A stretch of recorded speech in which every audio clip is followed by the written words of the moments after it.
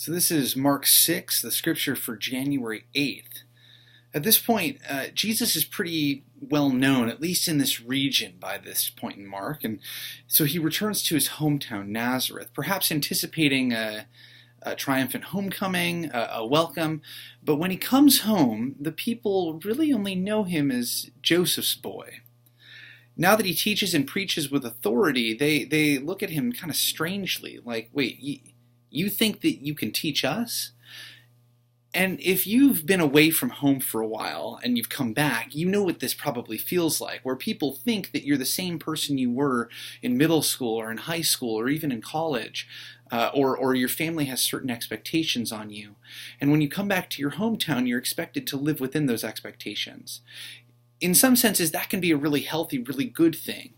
But at other times, those expectations can keep you from being who God has created you to be. And in this case, the expectations of Jesus' family and of Jesus' friends back in Nazareth ran counter to his mission from God here.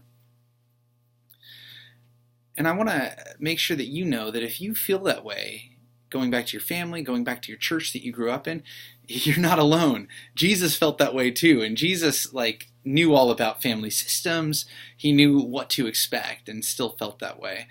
And strangely, wasn't able to heal anybody there, perhaps because they didn't actually believe he had the power to. So instead of setting up his base of operations or like a campaign stop there, Jesus sends out his disciples, 2 by 2, to go and spread the good news of what he's been doing, to go and heal the sick, to go and share with folks in other villages nearby. And one idea behind this is that the disciples needed to see Jesus rejected in his hometown, at least to some degree, in order to feel comfortable themselves with rejection when they go out. I rather like this idea that Jesus is someone who isn't going to ask you to do anything more than what he's already done. By dispersing his disciples in pairs, these disciples are incredibly effective at making sure word about Jesus reaches a ton of folks in the nearby countryside, including the king at that point, King Herod.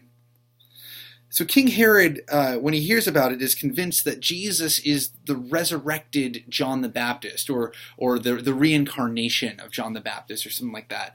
And we get this interesting aside that talks about how Herod had actually had John the Baptist killed. And it had John the Baptist killed because he promised, it's a weird story, but his daughter had danced in front of him, and Herod thought that this was really nice, and then promised her up to half the kingdom in front of a whole bunch of witnesses, and she says she wants the head of John the Baptist.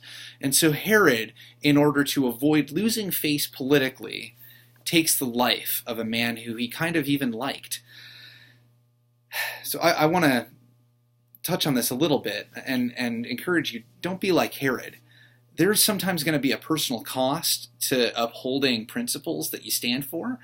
Don't be like Herod. Don't sacrifice your principles for political gain. This is something some of our politicians could learn perhaps as well. The next story that we have here is the story of Jesus feeding 5,000 men, whether it's 5,000 people or just 5,000 men with a bunch of women and children in addition to that. We're not quite sure, but Jesus feeds at least 5,000 people using just 5 loaves of bread and 2 fishes. And I think this is a reminder that although we may be spiritual people, we're also physical people. We can't just be so concerned about the spiritual that we neglect the physical. I think C.S. Lewis discussed human beings as amphibians or amphibious, that just as amphibians live both on land and on sea, humans live with 1 foot in the physical world and 1 foot in the spiritual world. And so if we neglect to tend to one of these things, we're going to harm ourselves to some degree. And Jesus realizes this, realizes the crowd needs food, and then feeds them using way too little food, somehow is able to feed everybody. At this point, I think that if I were a disciple, I'd be sold out for Jesus. I have seen enough. I know that this guy is someone important that I need to follow.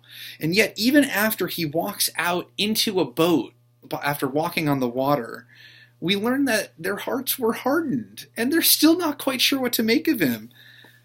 But even if they don't understand, when they land at Gennesaret, which is their next stop, the people at Gennesaret know exactly what to make of him. They've heard about this teacher, this prophet, this healer, and they bring out all their sick and injured folks, and Jesus heals them. This is an interesting counterpoint to Jesus' experience in his hometown, that these people who must have known him really well didn't believe who he was, and these other people who didn't know him well at all believed the stories about him. It's an encouragement to us as perhaps people who are getting to know Jesus or who already know Jesus.